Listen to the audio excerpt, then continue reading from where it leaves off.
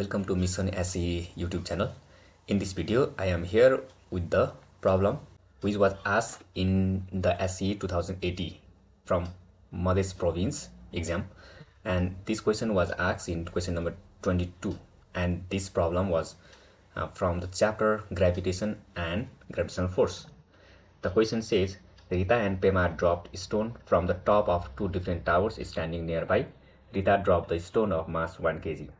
After 1 second time, Pema dropped the stone of mass 1.5 kg, which reached the ground 0.46 seconds later than Rita's stone. If the tower from where Rita dropped stone is 60 meters high, what is the height of tower from where Pema dropped stone? The question says like this, and we have to solve the question using two conditions for Rita and for Pema. Okay? अब सुरु गरौँ कहाँबाट भन्दा हामीलाई रिताले stone drop गरेको टावरको height दिएको छ। अब त्यो स्टोन चाहिँ ग्राउन्डमा पुग्न कति टाइम लाग्यो त्यो टाइम निकालौँ, त्यसपछि चाहिँ पेमाको प्रब्लममा जाँदाखेरि सजिलो हुन्छ। That's why I have mention here to condition for Rita and for Pema. रिताको प्रब्लम पहिला सल्भ गर्ने अनि त्यसपछि पेमाकोमा जाने है त। ल सबैभन्दा सुरुमा हेर्नु त अब रिताले स्टोन ड्रप गरेको टावरको कुरा गर्नुपर्दा अब त्यो स्टोनको इनिशियल भेलोसिटी 0 हुन्छ, जस्ट ड्रप गरेको छ टावरबाट हैन हैन त। जस्तै यो मैले टावर दुईटा बनाएको छु यहाँ, रिता आर भनेको रिता, पी भनेको पेमा भनेर हैन। यो टावरको हाइट चाहिँ याज 1 छ र पेमाले स्टोन ड्रप गरेको टावरको हाइट चाहिँ याज 2 छ भनौँ ल। सो यहाँ के गर्यो, उनीहरूले स्टोनलाई फोर्स अप्लाई गरेर थ्रु गरेको होइन कि, उनीहरूले जस्ट ड्रप छोडेको मात्रै हो। त्यही भएर इनिशियल भेलोसिटी 0 हुन्छ, रेस्टबाट मोसनमा आएको स्टोन छ। हाइट अफ द टावर याज 1 भने 60 मिटर दिएको छ रिताले स्टोन ड्रप गरेको टावरको height. And time taken by the stone to reach the ground. Okay, रिताले ड्रप गरेको स्टोन चाहिँ ग्राउन्डमा पुग्न लागि लाग्ने टाइमलाई t1 सपोज गऱ्यौँ है त।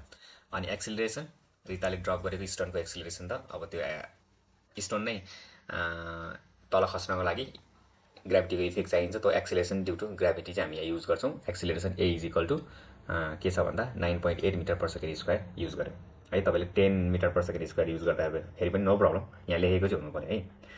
अब हामीलाई टाइम t1 चाहिएको छ र time initial velocity height and एक्सिलरेसनको रिलेसन के छ त, H 1 is equal to u times t1 plus half g t1 square यस्तो रहेको छ। अब इनिशियल भेलोसिटी 0 भएपछि त यो फर्स्ट टर्म पहिल्यै 0 भइहाल्यो है। So h1 is equal to half of gt1 square भयो। अब g को नि भ्यालु छ हामीसँग, t1 को भ्यालु फाइन्ड आउट गर्नु छ, h1 को नि भ्यालु छ। सो t1 लाई चाहिँ इन टर्म्स अफ h1 र g को टर्ममा यसरी एक्सप्रेस गर्दाखेरि स्क्वायर रुट अफ 2 टाइम्स म क्रस मल्टिप्लाई गर्नुपर्ने हुन्छ यहाँनिर है, 2 times h1 divide by g भयो। अब h को पनि भ्यालु छ, h1 को भ्यालु छ, g को भ्यालु छ, 2 × 60 डिभाइड बाई 9.8 गऱ्यौँ स्क्वायर रुट। यसले तपाईँले क्यालकुलेटर युज गर्नुभयो भने t1 is equal to 3.5 second आउँछ। सो रिताले टावरबाट 60 मिटर हाइट टावरबाट चाहिँ टावरको टपबाट ड्रप गरेको स्टोन ग्राउन्डमा पुग्न कति लागेछ टाइम, 3.5 सेकेन्ड लागेछ है। अब यहाँ भनिएको छ रिताले ड्रप गरेको 1 सेकेन्ड पछि पेमाले स्टोन ड्रप गरे हो नि, अनि त्यो स्टोन चाहिँ ग्राउन्डमा पुग्न कति लाग्यो त, रिताले ड्रप गरेको स्टोन ग्राउन्डमा पुग्न लागेको टाइमको 0.4 सेकेन्ड बढी लागेछ है। 1 मिनट पछाडि खसाले हो र 0.46 सेकेन्ड टाइम चाहिँ बढी लागेछ भनेपछि अब हेरौँ त अब पेमाको प्रब्लममा यसको लागि पनि इनिशियल भेलोसिटी 0 भइहाल्यो। हाइट कति हो, h2 को भ्यालु कति निकाल्यो भनेको छ, क्वेसन मार्क लेखे यहाँ। Acceleration due to gravity both केसमा सेम हुन्छ, 9.8 मिटर पर सेकेन्ड नै। यहाँ मास फरक भएकोले चाहिँ तपाईलाई एक्सिलरेसन ड्यू टु ग्राभिटीको भ्यालु के राख्ने भन्ने हुनसक्छ है।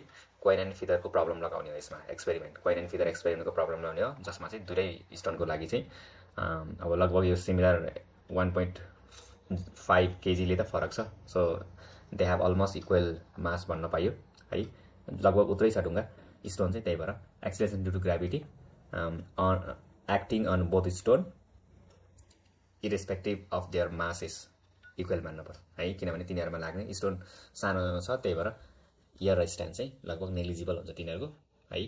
त्यही भएर यस्तो केसमा चाहिँ acceleration due to gravity on both case are same, 9.8 metre per second नै स्क्वायर नै युज गर्यो। And time taken by stone to reach the ground भनेको छ। अब पेमाले ड्रप गरेको स्टोन चाहिँ ग्राउन्डमा पुग्न कति टाइम लाग्यो त्यो टाइम निकाल्नु पर्यो अनि त्यसपछि हामी हाइट निकाल्न सक्छौँ कि हाइट फाइन्ड गर्न सक्छौँ। त्यही भएर टाइम कस्तो हुँदैन चाहिँ त्यो टाइमको कुरा चाहिँ यहाँ पेमाले ड्रप गरेको स्टोन ग्राउन्डमा पुग्न लागेको टाइमको रिलेसन चाहिँ रिताले ड्रप गरेको स्टोन ग्राउन्डमा पुग्न लाग्ने टाइमसँग कनेक्ट गरिएको छ। के छ भन्दा रिताले ड्रप गरेको स्टोन 3.5 सेकेन्ड हो। उनले भन्दा कति सेकेन्ड पछि चाहिँ रिताले पेमाले ड्रप गरेको 1 सेकेन्ड हो। सो टोटल कति रहेछ भन्दा लगभग 2.5 सेकेन्ड पछि चाहिँ स्टोन ड्रप गरेको भन्न पायो नि त होइन। किनभने अब फालेकोदेखि तल ग्राउन्डसम्म पुग्न लागेको टाइम चाहिँ 3.5 छ। सो मैले के गरेँ भन्दा 3.5 माइनस अनि 1 प्लस 0.465 है। 1 मिनट पछाडि फालेको थियो त्यही भएर माइनस भयो। के अरे 1 सेकेन्ड पछि ढुङ्गा उसले ड्रप गरेर त्यही भएर -1 भयो। र त्यो स्टोन चाहिँ ग्राउन्डमा पुग्न रिताको स्टोनभन्दा 0.46 सेकेन्ड बढी लागेको थियो, त्यही भएर यो प्लस भयो। सो पेमाले ड्रप गरेको स्टोन ग्राउन्डमा पुग्न लागेको टाइम कति रहेछ 2.96 सेकेन्ड रहेछ है। So T2 = 2.96 second. नाउ अब H2 को भ्यालु फाइन्ड आउट गर्न लागि त्यही फर्मुला लाउनु पर्यो। H2 = UT2 + ½ GT2² हैन। यो टर्मको भ्यालु यहाँ पनि 0 भइहाल्यो, इनिशियल भेलोसिटी 0 भएको भएर। अब हामीसँग G को भ्यालु 9.8 छ इन्टु T2 को भ्यालु आयो 2.96 स्क्वायर गर्दाखेरि H2 को भ्यालु टोटल कति आउँदो रहेछ 42.93 मिटर आउँदो रहेछ है। यसरी चाहिँ hence the height of the tower from where Pema drop stone is 42.93 metre भनेर चाहिँ लेख्नु पर्यो। यसरी चाहिँ लास्ट इयर 2080 मा मधेस प्रोभिन्समा ग्रेभिटेसनसँग रिलेटेड सोधिएको क्वेशन चाहिँ यसरी सल्भ गर्न सकिन्छ। I hope this video is helpful for you. Thank you so much for watching.